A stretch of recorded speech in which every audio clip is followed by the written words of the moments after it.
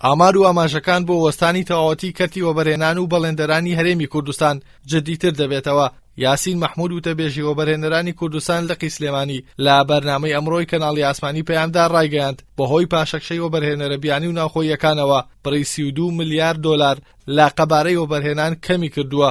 بۆ پرۆژە پیشەسازیەکانیش بڕی 3 ملیار دۆلار پرۆژەکان وەستاون.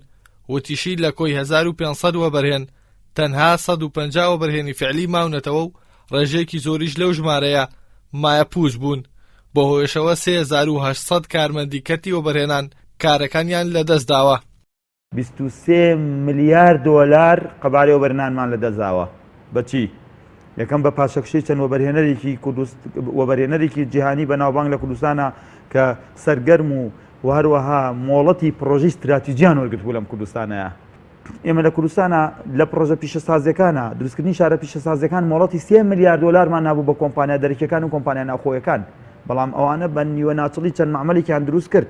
بەس ئەو کۆمپانیانە ئێمە چ وعدێکمان وەرگرت بوو کە بێن شاری پیشەسازی دروستکەین، کە بێن ئوتێلی 5 سێرە. ئەو وعدەمان وەرگرت بوو کە هەندێک یاسای گرنگ هەیە لە پەرلەمان گیری خواردەوە و یاسایانە دەنگی لەسەر بدرێ. وعدمان وەرگرت لە کیانە سیاسیەکان. لە لایەکی تریشەوە بەڵێندەران هاوشێوەی وەبەرهێنەران گیرۆدەی قەیرانی دارایین و ساغنەبوونەوەی چەکی بانکی و خەرج نەکردنی سولفەکانیان لەلایەن حکوومەتی هەرێمەوە بەرەو مایەپووزبوونی بردوون و لە سەرەتای دەستپێکی قەیرانی داراییشەوە 500 بەڵێندەر مایەپووزبوونی خۆیان ڕاگەیاندووە و لە سەدا 90 پرۆژەکانیشان وەستاوە.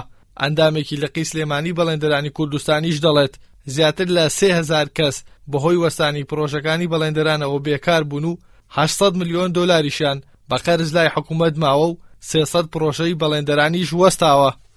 بە پێ و داتایی لە بەردەستی یەکەتی بەڵێندەرانی سلێمانیدایە زیاتر لە 500 بەڵێندەر مایەپووزبوونی خۆی ڕاگەیاندووە و ژمارەیەکی زۆریش لە لێواری مایەپووزبووندان. لە هەرێمی کوردستاندا بەگشتی ئەتوانین بڵین لە سەدانەوەی پرۆژەکان وەستاون لە سەدا 10 لە کاردایە.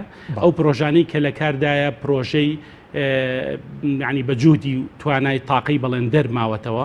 ئەگینا حکوومەت هیچ کات هاوکار نەبووە، ماوەی ساڵ و نیوە کە پارەی نەداوە. ئەو سلفانی کە ئەدرێت بە بەڵێندەر چەکی بێڕەسیدا، ئەمانش بەپی یاسا هەمووی تاوانن، ئەچێتە ناحەی جینایەت و کەتنەوە. ئەگەرچی پسپۆڕانی دارایی و سەرمایەدار و وەبەرهێنەکان حکوومەتیان لە مەترسیەکانی درێژەکێشانی قەیرانی دارایی ئاگادار کردووەوە، بەڵام قەیرانی سیاسی و وابەستەبوون بە کورسی دەسەڵات و ملنەدان بۆ بەرژەوەندیە گشتیەکانی هاوڵاتیان زاڵتر بوو بەسەر ویستەکانی حکوومەتدا بۆ ڕوبەڕووبوونەوەی قەیرانەکان. بە هۆیشەوە لە هەردوو کەرتی وەبەرهێنان و بەڵێندەران زیاتر لە 8800 کارمەند بێکار بوون و 2000 بەڵێندەر و وەبەرهێنیش مایەپووز بوون. ئەوەش داڕمانی کەرتی تایبەت دەگەێنێت لە هەرێمی کوردستاندا. ئیحسان سابر، کەناڵی ئاسمانی پەیام، سلێمانی.